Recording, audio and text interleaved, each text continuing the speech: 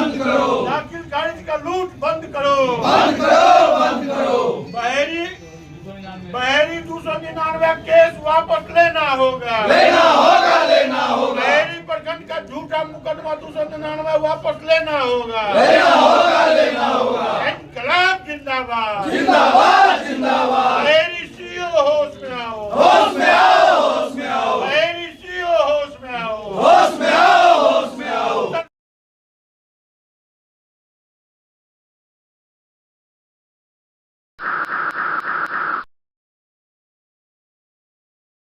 दरभंगा जिला मुखिया महासंघ की एक बैठक संघ के जिला अध्यक्ष राजीव कुमार चौधरी की अध्यक्षता में पोलो मैदान स्थित धरना स्थल पर दिनांक 5 सितंबर को हुई, जिसमें त्रिस्तरीय पंचायत राज के सभी जनप्रतिनिधि ने भाग लिया।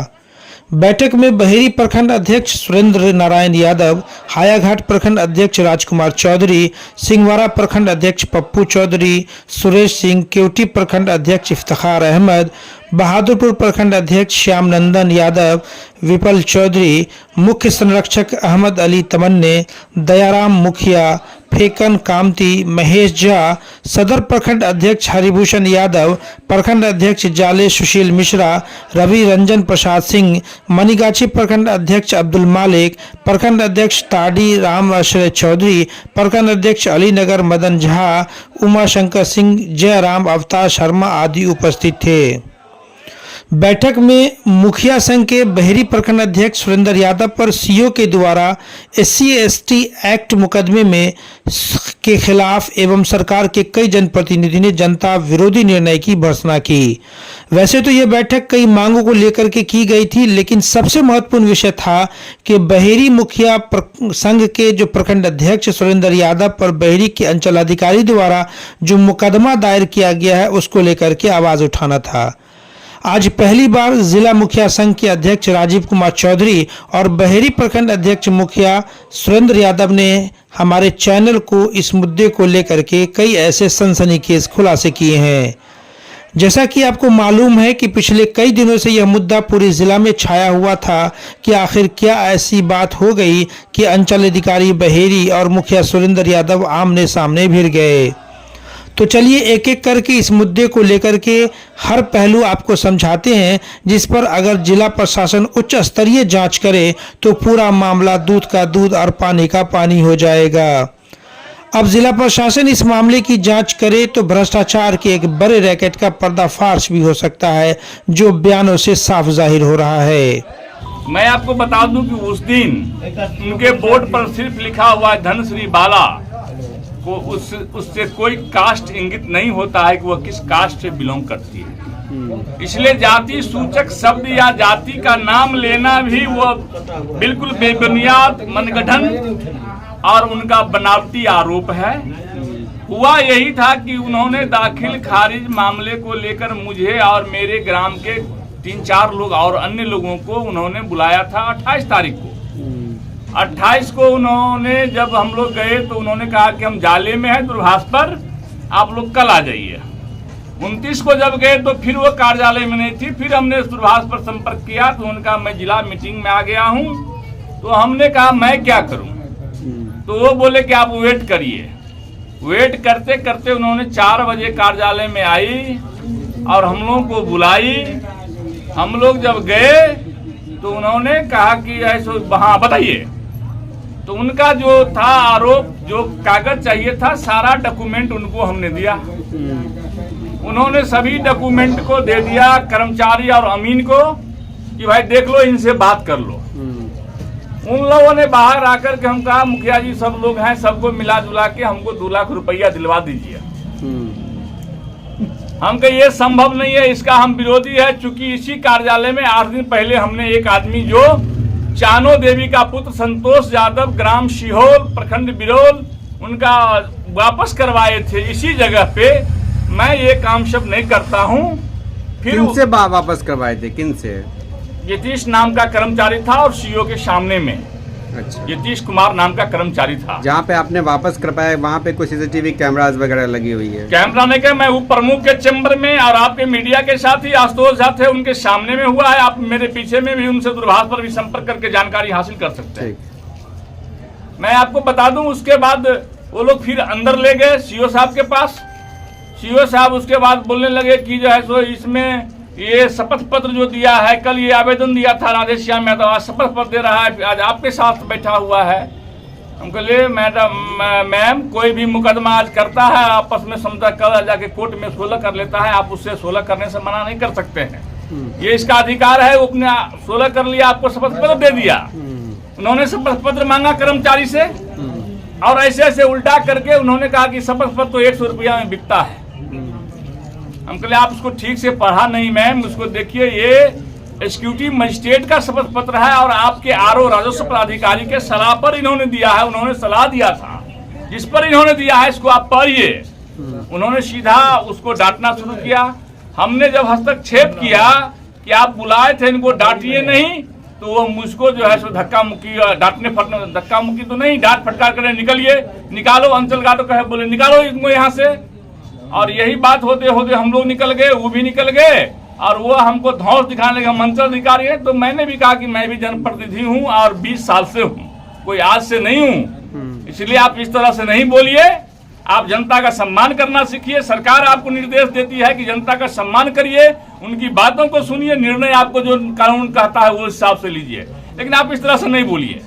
यही सब बात हुआ, वो डेरा गई, हम घर आए और बिहान होके मेरे राजनीतिक प्रतिद्वंदी जो लगातार हमसे चुनाव हार रहे हैं पंचायत का, उनसे मिल करके और मेरा जो एक बैक केस है वो फायर को पढ़िए, उनके पास कहां से होगा बैक केस, जो मेरे ऊपर कौन कौन केस है उसका वो ले करके और बिहान होके एक दिन बाद होकर के, जबकि थाना और ब्लॉक एक कैंपस में है, बीच में केवल बाउंड्री है।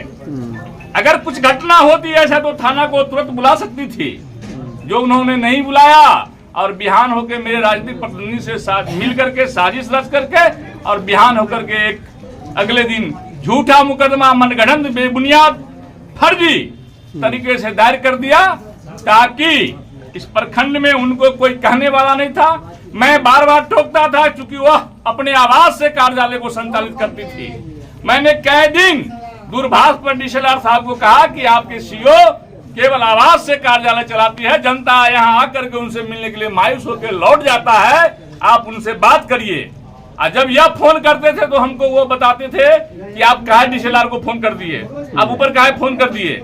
ये सब बात 1-2 महीना पहले से हो रहा था, जिससे वो काफी हम पर आक्रोशित थी कि यही आदमी जो है हमको ये जो रैकेट चल रहा है बिचौलिया के माध्यम से अंचल चल रहा है, पूरे पंचायत में लूट हम मचाए हुए हैं कर्मचारी और बिचौलिया के माध्यम से, उसमें ये हमको रोड़ा बन रहे हैं, इसीलिए इनको टारगेट करके मुकदमा में फंसाओ। वो पहले ही मन में बना चुके थे और 29 तारीख को एक बहाना था जिस दिन वो मुकदमा हमको झूठा मुकदमा अगले दिन 30 तारीख को 29 का घटना बता करके मुकदमा कर दी। एक आपको मालूम था जो सीओ साहिबा है वहाँ वो SC/ST समुदाय से बिलोंग करती है? बिल्कुल नहीं मालूम था, ये गिरी है, वो भी हिंदू है, धर्म है, चले मंदिर में, अगर ये कहते हमको जानते होंगे, कभी बताए होंगे, कभी हम पूछे होंगे उनसे। कैसे जानेगा जी? ठीक है, अपना परिचय? मेरा नाम सुरेंद्र यादव, अध्यक्ष बहरी प्रखंड मुखिया संघ। अगर सरकार के सेवक ही एक आम किसान और मजदूर से काम के एवज में लाखों की उगाही करे तो फिर ऐसे सेवक और ऐसे सेविका और ऐसे अंचलाधिकारी और ऐसे BDO से या ऐसी सरकार से क्या फ़ायदा। हम आपको एक एक करके कई पॉइंट ऐसे हैं जिस पर जिला प्रशासन को बिंदुवार से जांच करना चाहिए, वो आपको बताते हैं। सबसे पहला पॉइंट कि अगर मुखिया ने जाति सूचक शब्द का उपयोग किया तो मुकदमा एक दिन बाद क्यों, जबकि थाना एक ही कैंपस में है, बीच में सिर्फ एक दीवार है, मुकदमा उसी दिन और उसी समय क्यों नहीं। दूसरा पॉइंट कि कर्मचारी के माध्यम से लाखों के नाजायज पैसे, जैसा कि मुखिया ने अपने बयान में कहा है, वो नाजायज पैसे आखिर कहां कहां पहुंच रहे हैं, इसकी भी जांच होनी चाहिए। तीसरी बात ये कि आखिर कर्मचारी ने अंचल अधिकारी कैंपस में मुखिया के दबाव में कई लोगों की मौजूदगी में जो पैसे लौटाए, आखिर ये पैसे लिए नहीं तो लौटाए कैसे, इसकी भी जांच होनी चाहिए। दर्ज किया है 299/24 बहरी थाना में। घटना के एक दिन के बाद, मैंने वो घटना बताती है एक दिन पहले का बात है, जबकि बात वहाँ सिर्फ यही था जो कुछ लोगों से दाखिल खारिज के नाम पर पैसा ले लिया गया था। मुखिया जी उसमें हस्तक्षेप करके एक पीड़ित व्यक्ति का पैसा वापस भी कुछ किसने लिया था पैसा? पैसा कर्मचारी लिया था और 25,000 रुपया लिया और फिर बोला जो नए सीओ मैडम 1 लाख से कम पर नहीं मान रही है। मुखिया जी ने हस्तक्षेप किया और उसको बोला तुम रसीद काटे, नहीं काटे तो कहाँ दिखलाओ। और रसीद जब दिखलाया तो रसीद उसका ऑनलाइन रसीद था 5,000 रुपये का। तो मुखिया जी बोले कि 5,000 का रसीद है, तुम 25,000 ले लिए, अब 1 लाख मांग करते हो, कहाँ से न्याय थे?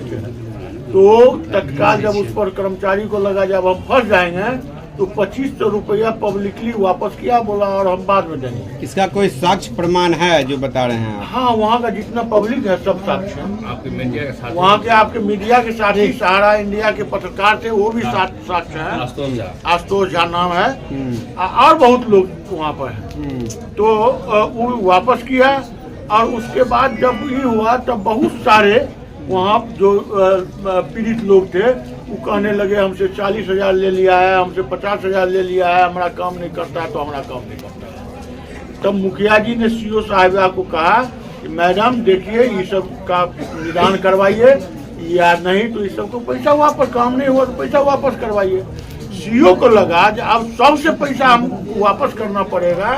वो घबरा के उसके बाद प्लानिंग करके जो कर्मचारी वहाँ नहीं था उस दिन, उस समय में सिर्फ वहाँ 1 या 2 कर्मचारी था, बाद में सारे कर्मचारी को बुला के दूसरे दिन उससे जबरन दस्तखत करवा के और मुखिया जी पर एक हरिजन एक्ट का मुकदमा करा दिया, जिसके विरुद्ध हम लोग सारे पदाधिकारियों को कह चुके हैं। और आज अभी हम लोग बहेरी प्रखंड में आंदोलन का निर्णय करेंगे और उसके बाद जिला मुख्यालय पर भी आंदोलन का निर्णय करके प्रशासन को आगाह करेंगे कि आप या तो उस मुकदमा को वापस लें, अन्यथा मजबूर होकर हम जनप्रतिनिधि जनता के को साथ लेकर और विभिन्न कोच के जनप्रतिनिधियों को साथ लेकर हम ब्लॉक से लेकर जिला तक घेरने का काम करेंगे।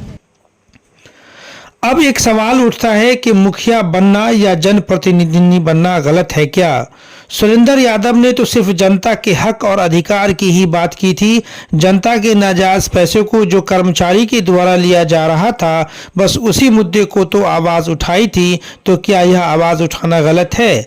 और अगर आवाज उठाना गलत है तो फिर मुखिया बनने से या कोई जनप्रतिनिधि बनने से क्या फायदा? आखिर लोकतांत्रिक व्यवस्था की तो यही खूबसूरती है कि जनता की आवाज बनकर के जनता के सेवक से सवाल करे। वो बिल्कुल एकदम पंगु बनाने का है, जिसका सटीक उदाहरण अंचलाधिकारी बहेड़ी है।